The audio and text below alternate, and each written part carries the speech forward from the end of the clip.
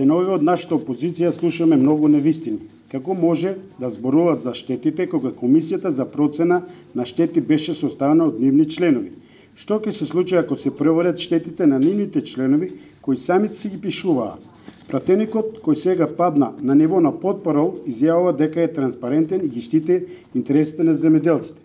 Па сега ние го прашуваме да каже дали и самиот тој е узурпатор на државно земјоделско земјиште од кое од многу повеќе хектари земано. Во очај што да им понудат на граѓаните се занимаваат со невистини.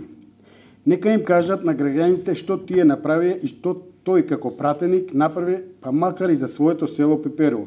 За наводниот стан за кој зборуваат ќе добијат соодветна пријава и од градоначалникот и од фирмата Жикол. Зошто нивниот кандидат Маријан Јанев на уредната покана не се појави на дуелот кој беше закажан за вчера. Се гледа нивниот очај, се гледа нивната неспособност за работата, а тоа го докажа и на централно ниво. Ние на граѓаните им нудиме програма во која нудиме проекти за секое населено место со кое ќе ги решаваме проблемите како што досега ги решававме. И тоа граѓаните многу добро го знаат.